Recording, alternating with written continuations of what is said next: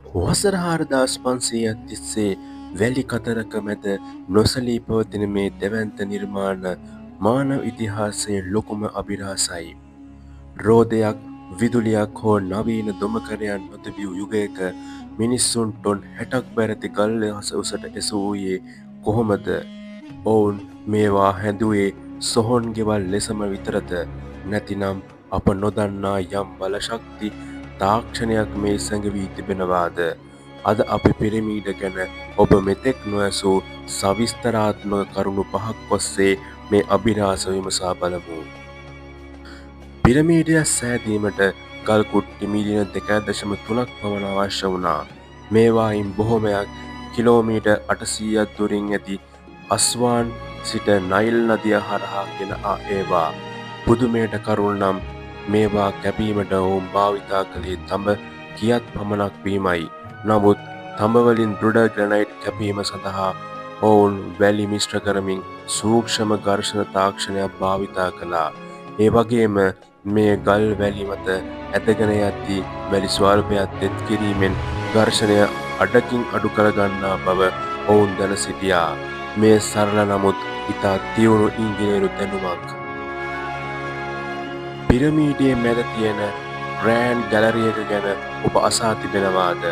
මෙය අඩි 150ක් දිග සහ අඩි 28ක් උස විශාල කුටීරයක්.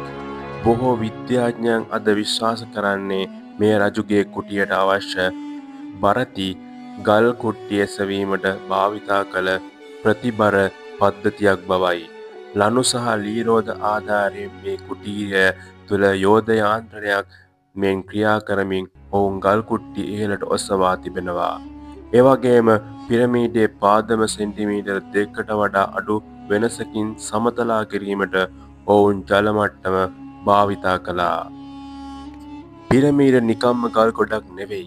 මහා පිරමීඩයේ උස පාදයේ වඩ ප්‍රමාණයෙන් බෙදව විට ලැබෙන පයි අගයයි. ඒ වගේම මේ පිරමීඩ තුන පිහිටා ඇත්තේ ආසේ ඇති හොරායන් තරු රටාවේ පිහිටීමට හරියටම සමානයි.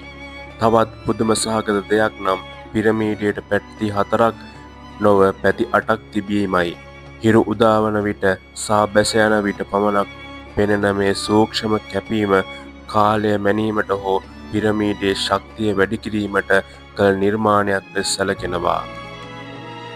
මෙය ඉතාමත් විවාදයට බඳුන් වූ මතයක්.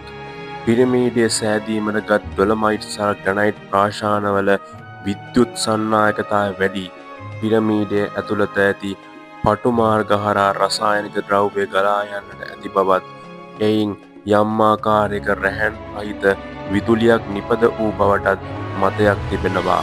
මහා පිරමීඩයේ මුදුනේ රන්නාලේ විද පෙරමයිෂේෂන් එකක් තිබුණේ මේ ශක්තිය නිකුත් කිරීමටද. මහා පිරමීඩයේ මුදුනේ රන්නාලේ විද පයිරමඩේෂන් එකක් තිබුණේ මේ ශක්තිය නිකුත් කිරීමටද.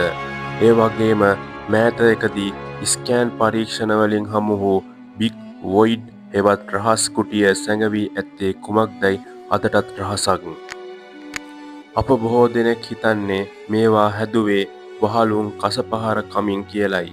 නමුත් සේවක ගම්මානවලින් හමු වූ සාක්ෂි අනුව ඔවුන් ඉතා හොඳින් රැකබලාගත් නිපුණ ශිල්පීන් පිරිසක්. ඔවුන්ට රජුගෙන් හොඳ ආහාර, බීර සහ රෝහල් පහසුකම් ලබා තිබෙනවා.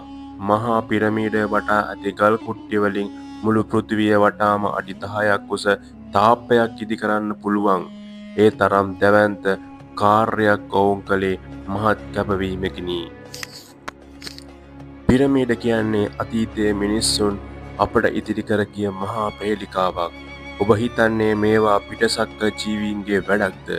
නැතිනම් මිනිස්සුන් සතුව තිබූ අතුරුදහන් වූ තියුණු තාක්ෂණයක්ද? ඔබ අදහස කමෙන්ට් කරන්න. මේ වීඩියෝ වැදගත් කියලා හිතෙනවා නම් ලයික් කරන්න. යාළුවන්ට බලන්න ෂෙයා කරන්න. ස්තුතියි.